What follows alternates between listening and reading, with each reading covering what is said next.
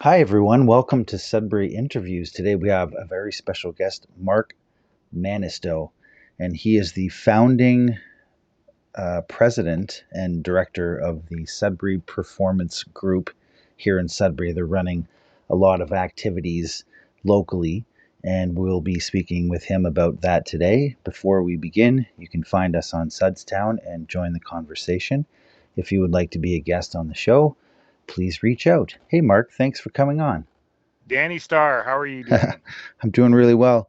And, Wonderful. the reason I wanted to have you on is that there's multiple. Number one, what you're doing in the community is very notable.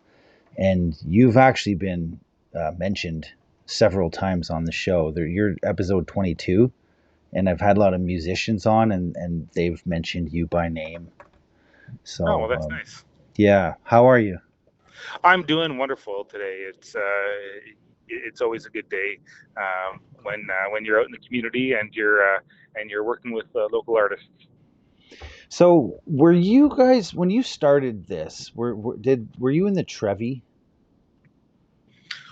Well, uh, when I founded Sudbury Performance Group, I, I had recently been uh, I, I've been working in the arts for a number of years the the mid '90s, and I've always been involved somehow, and and I decided I wanted to start a group here in Sudbury that really utilized local performers and local artists. And when I say performers and artists, I'm talking musicians, I'm talking about actors, singers, dancers. Um, I wanted to have a broad range of performers that I would support. And so I just kind of, you know, grabbed some people that I know that were strong supporters of local arts, and I said, look, why don't we try creating this new group, and we'll just see where it goes. And this is back in 2017, and here we are now. 2025, and it's Separate Performance Group has grown much bigger than what I had ever expected it to achieve. So pleased by that. And certainly, you mentioned the Trevi. Well, Hmm. the Trevi uh, has almost been a bit of a home away from home for for both myself and for Sudbury Performance Group. We do a lot of activities at the Trevi. That was our first venue, so to speak. Well, I remember playing. I was playing shows there in 17, and there was always Mark in sitting at a table in the back with a group of people. I'm like, what are they doing? Yeah, yeah. So you were plotting things out. So it has grown wildly. I don't even know the extent of it. Like, tell us about the numbers and tell us what you have going on now. Sure. Yeah. Well, so the three pillars that Sudbury Performance Group champions are live music, live theater, and live stand-up comedy. And so when we started Sudbury Performance Group, um, the first the first two things that we decided to focus on were the live stand-up comedy and live music. And we would do live stand-up comedy once every few months over at the Trevi, and we would do live music once a month again at the Trevi. And as more people decided that they were coming out to support the Sudbury Performance Group, we decided to up our offerings, especially in the music, um, because well, there's so much talent here in Sudbury, and we decided that would be the easiest way to grow our name. And as we started to get more support in the community on the music front, we decided to slowly start integrating live theater into our repertoire. And now, my lord, if you look at our calendar for the upcoming season, We do weekly music every Thursday night at the Trevi. We do weekly music Saturday nights at the Doghouse out in Isilda. We do anywhere between 2 to 4 dinner theater productions at various locations across town. We do 2 youth theater performances every year. We do 2 live musical theater productions every year. We do uh, a winter music festival called the Northern Arts Festival. We do a summer music festival every year called Her Northern Voice. And we do stand up comedy quarterly throughout the year at various locations. We Who would have ever thunk that this is what Sudbury Performance Group would have expanded to? And new this year, we're going to be offering our very first professional theater production when we do the Alanis Morissette musical Jagged Little Pill. We're the first company in Ontario to be able to stage that musical, aside from Mervish Productions down in Toronto. So things are going quite fast and fast and furious for us. But you know, and I guess that's what keeps us going. How do you guys plot out um, like new ideas, where to go with it, and how does that happen? Well, I think really what happens is for me anyhow, like my brain is always running, and so I'll be in the middle of a festival or a production, and as that closes down, then all of a sudden I think, well, how can we make things better? You know, we look at what went really well for this certain project and what didn't go as well for the project, and we look, okay, how can we make that better? And then when we're coming up on how to make that better, then all of a sudden all these little uh, fireworks of new ideas come out. Well, why don't we try doing this? Why don't we try doing that? And not all of them are going to be successful, and not all of them are going to be things to easily implement. But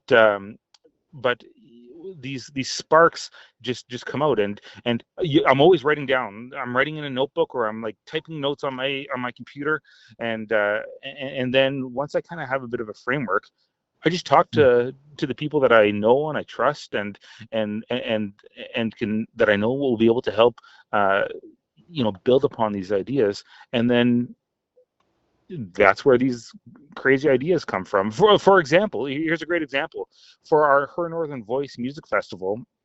That is all because I 100% credit uh, Dina from Naked Soul. She's the one that decided. You know what, Mark? How come there's not as many opportunities for female musicians here in Sudbury? And then Hmm. that brought out brought on Her Northern Voice. I look at somebody like Rod Bazinet. Rod really is the fellow that taught me the value of live music here in Sudbury, and and if it weren't really for Rod, uh, I don't think I would have done or created Northern Arts Festival that we do every February. So it's just by listening to people and talking to people, Hmm. and the things that stick with me. If it sticks with me, I know that there's something there, and that's what makes me makes me come up with these harebrained ideas. So you have a strong trust in your intuition. When you have an idea and it sticks with you, it doesn't disappear when you go to sleep. That's Yeah, I think that's a good way of yeah, putting it. You know, like they say, always trust your gut. yeah. Okay, so her northern voice was inspired by Deanna from Naked Soul, Absolutely, but yeah. the title of it, you invented that, or Yeah, I was talking with some of our board members, and I said, well, what are we going to call this? And just spitballing ideas, and then all of a sudden, Her Northern Voice came out. I don't even know where wow, how it came to that. It just all of a sudden it was when you see in the cartoons when a light bulb goes off over your head, it was that. yeah, yeah.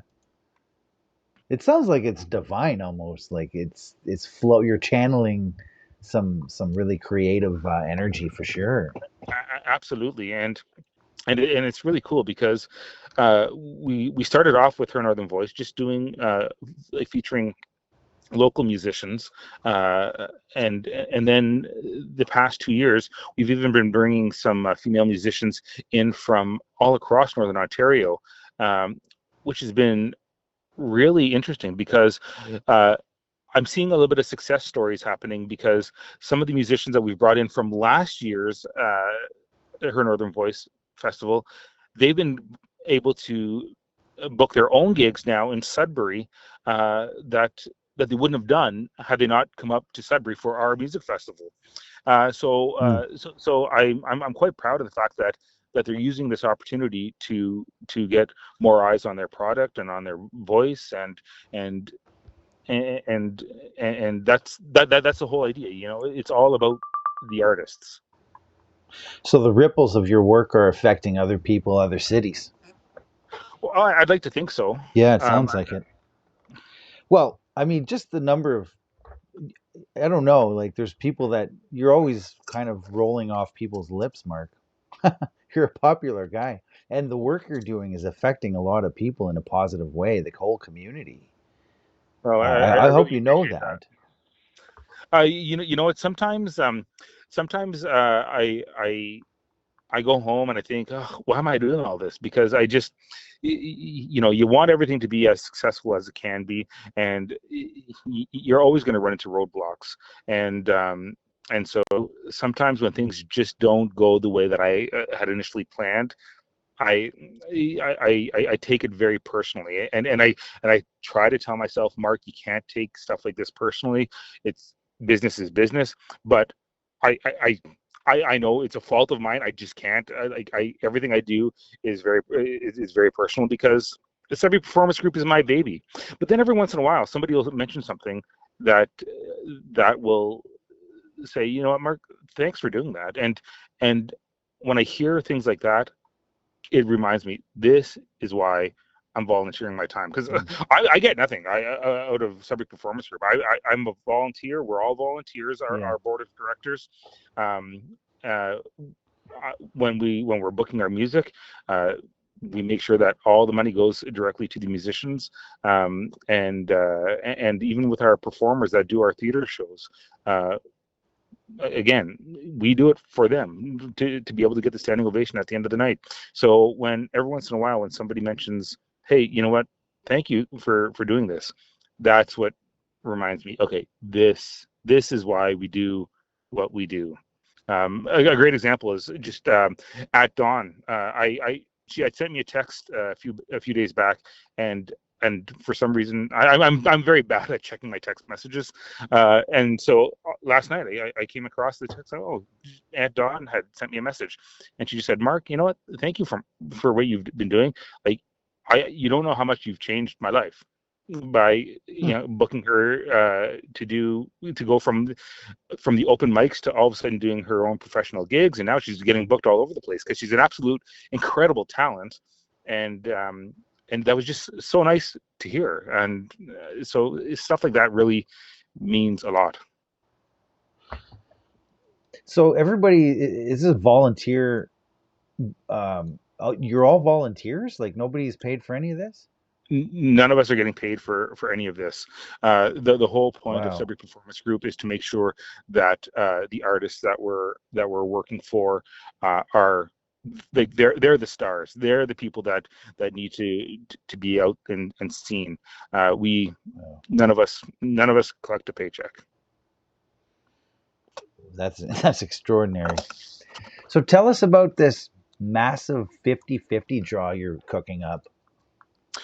Well, sure. Yeah, we started doing well, for the longest time we've been doing 50-50 draws, and we've been doing them old school with the when you had like little paper tickets where you keep one strip and the other strip goes into like the pot, and we'd every night we would draw a ticket and somebody would win, I don't know, $100 or whatever. Uh, but then this past April, we decided, you know what, we're going to start doing our 50-50s, almost like the way that HSN does their 50-50 draws, where it's done over a couple of months and you can buy your tickets right online, Yeah. or at any of our productions. And when we did the draw this past June, our jackpot was up to, I think it was like $10,500, which was fantastic. And so Yeah. uh, we took the summer off from 50/50s, and now what we're going to be doing is starting September, we're going to be doing a draw from September until December, and we're going to be doing the live draw right around Christmas time.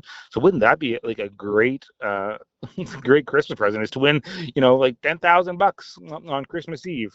So that's going to be starting up in September. So watch for that. That's a nice paycheck. Absolutely. 18,670 tickets sold. I'm looking at your website. Yeah, yeah, 50/50 tickets. yeah. Yeah, nice work. Yeah.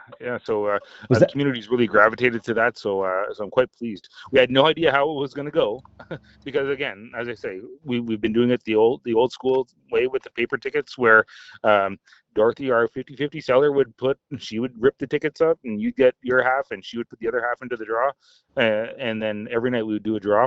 But we said, you know what, let's forget about doing it night by night. Let's just let's go for broke. yeah. Let's do it big. Go big or go home. Was that the biggest jackpot that ever came out of the 50/50? Well, for us, yeah, Yeah. but by virtue of it being our first online progressive 50/50, Yeah. so we've set the bar. So we always want to we always want to grow. We always want to progress. So let's hope the one that we're going to be doing from September to till December, I'd like to double it. Hmm. That's my goal. I want to double that number. So you want to go 21 grand. Yeah. So we're gonna push. We're gonna make sure that somebody walks away on Christmas Eve with a with a giant check in their pocket. Wow. Are you a saint? My God, you're doing so much for everybody, and it's pretty neat. Well, thank you, All right. Well, I'm looking at your website, which is very well done, by the way. So thank you you. got comedy, music, theater, festivals, Yeah. and what's coming up next here? What do you got? Well, we're just finishing up our summer of summer camps, because we every year we do a musical theater summer camp where over 2 weeks we have 30 kids registered, and they put on a full scale musical in just 2 weeks. And like I'm telling you, these kids, they range from 6 to 16, and the work that they do is absolutely incredible. I'm just so proud of all the youngsters that are involved in our summer camps. And we really are doubling down on our youth programming, because really they're the stars of tomorrow. They're the people that in a few years are going to be the leading ladies and the leading men for all of our theater productions. And then also what we did this past August is we offered opportunities to young superstars that have incredible voices, that, maybe one day they want to become the next become the next Danny Starr, become the next Naked Soul, the next At Dawn. And what we've done is we pulled together a band from our last musical production of Rock of Ages, and we said, great. You guys are going to learn some songs, and we're going to do a night where you guys are all singing with this live band. You can choose whatever song you want, and we want you to get up there, and we want you all to feel like rock stars, to see if this is something that is just going to make you feel like you belong on stage. This is not done in a theater setting. This is done in a rock and roll setting. And we had 8 of the most absolutely incredible talents up on stage, just going absolutely bananas with this live band. And I that was a pet project of mine that I've been wanting to do for the past couple of years, and it was so fulfilling to see it come to fruition this past August. And I'm telling you, I've seen these kids all on stage before when they've been acting in our theater productions, but to see them up on stage with the live band and absolutely commanding the stage, they absolutely blew me out of the water. And I was just so proud of each and every one of them. And we're going to be doing it again this coming February when we do our Northern Arts Festival. I'd like to get more kids up on stage and make them feel like absolute rock stars, and let them find out if, you know what, I want to pursue music as a career, and this has given them the opportunity to do so. So I noticed also that you bring in some bigger bands from out of town and do concerts. Yeah, every once in a while we like to bring in some uh, Canadian icons into town. We started off, actually, the first time we did it was right after the pandemic. We brought in Chantal Kraviezek and her husband Rain to perform over at College Boreal. So that was quite fun. We had no idea how that was going to go, but we sold out College Boreal, so that was Wow. fantastic. And then we've brought in the Barry McNeils. We brought in the Dreamboats, and we have a board member on our team, Ron Goswell, who is an absolute whiz when it comes to music. He really has his ear to the Canadian music scene, and he's been tasked with creating a bit of a professional concert series that we're going to be hopefully launching this year, where we're going to be bringing up and coming musicians to Sudbury and exposing them to northern artists. Wow, that sounds really cool. And whenever we bring in these acts, we always want to make sure that we're pairing them up with a local act as well. So, for example, when we brought Chantal Kraviazek into town, we made sure that Tessa Balaz and her husband Peter were the opening acts for them. When we brought in the Barra McNeils, we made sure that we paired them up with Chad Rivette and Natalie Crispo as the opening act. So we're always making sure that we're having our local artists be involved in these professional music acts that we're bringing into town. And you brought in the lead singer from Our Lady Peace, right? Rain That's Maida. right. Yeah. Yeah. So how is it different booking a larger band group compared to booking us local guys?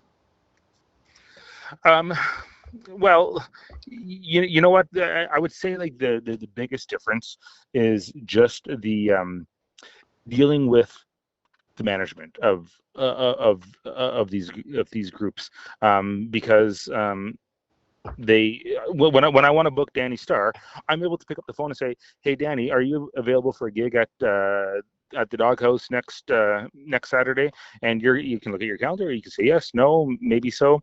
Whereas with these folks here, because they're always on tour somewhere, so it's finding the right time, the right place to bring them into Sudbury, and to make sure that we are able to do the show in a venue that is going to be big enough where we're able to make a profit on the event, uh, so we can always put that money into our future programming, but also to make sure that we've got the right personnel that are able to run the events, whether it be through sound, lighting, or other technical equipment, and just making sure that we've got the right resources.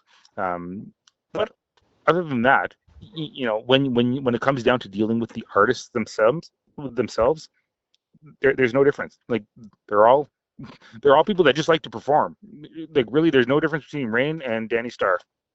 Honest to goodness, when you talk to when you get down to the nuts and bolts of it, that's what it is. They're you're doing this because you love to sing, you love to perform, and there may be a couple more zeros at the end of the paycheck for Rain Beta than there is for Danny Starr, but really at the end of the day, you do it because that's what you love. And it might take a little longer to get the booking done or whatnot, right? Well, yes, absolutely. Well, that's fair. I figured it would be something like that. Yeah. Yeah, that's really neat. So the daily segment, Mark, is a question that I ask every guest. Hmm. And the question is, what is one thing that you feel would make Sudbury greater? One thing that would make Greater Sudbury greater. Well, I really think more people like you, Danny, that are out there and promoting uh, local arts, whether it be uh, through performing arts, through music, people that are going to go out there and support. Um, I look at Sudbury Performance Group. We have our three pillars. We got live theater, live music, and live comedy. And I've got to tell you, the music scene here in Sudbury, uh, I am just floored at how much you all support one another. It's fantastic, and I wish it was like that across the board. Um, in the theater scene, we all support one another to a certain extent. However, unfortunately, uh, we have a divided segment. I think where um, some people only do this group, some people only do that group, and or the other group, whereas really we should all be working together to support one another to make our industry that much stronger.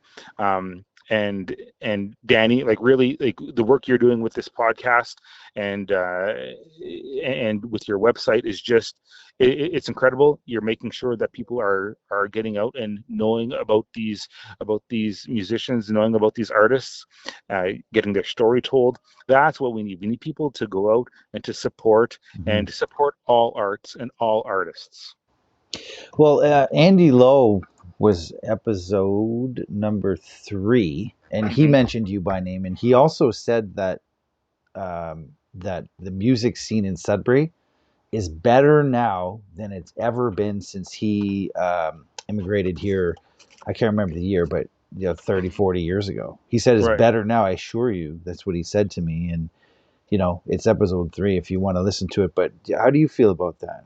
I wouldn't have been able to say that on my own because I have a 20-year, uh, you know, point of view on it. I guess that's long enough, but his way, he's been doing a lot longer than me. So, Well, I would say that like one thing that I notice is that the amount of venues that are bringing in, the solos and the duos, there's a heck of a lot more venues now that are offering that. Um, when it comes to some of the bigger bands that that need to go out and rock out in a bar or a nightclub on a Friday night or a Saturday night, unfortunately, that is where Sudbury's lacking, um, because there's not a heck of a lot of opportunities for the bigger bands to go to play. Uh, like there's the Colson downtown, but unfortunately the Colson they're doing more DJ nights now than back in the day when every weekend you'd go and you'd see a different rock band.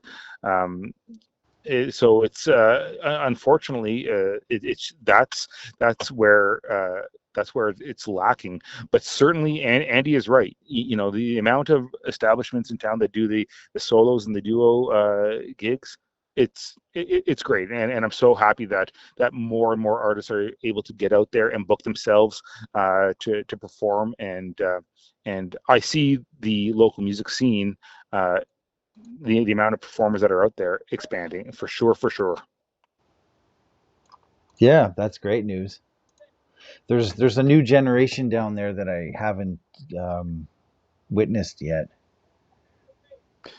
Yeah, Personally, yeah. it's really nice to see that the fact that more and more individual artists are able to get out there and to do this. And the nice thing is, there are those that are out there that are, this is their bread and butter. This is what they do. So if they don't play, then they can't survive. But then there's others that are out there that are, they've got their own Monday to Friday gig, whether they be a teacher or whether they work at Canada Revenue or if they work at the hospital. But they're able to go out and live their passion projects by gigging at night at various locations, and that's quite rewarding. And the fact that more and more people are going out there and supporting one another, that's tremendous. Well, Sudbury interviews everyone, and I want to thank you for your time, Mark, and your your excellent, caring nature and generosity, because you pay your artists very well. It's very fair, and we all love you and what you're doing. So thanks for Well, I taking the appreciate that. time to explain a little bit of that to us today. Is there anything else you'd like to add? uh, just you know what, make sure you go out and you support, like, the arts are really the color of Greater Sudbury, and without live theater, without live music, then you're just going to have a whole bunch of rock in this town. So let's get out and support, and check out a show.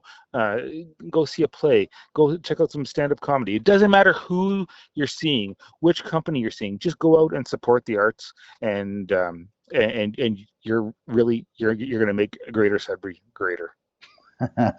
Sounds good to me. Thanks for your time today, Mark. Thank you, my friend. Take care. Bye. Bye now.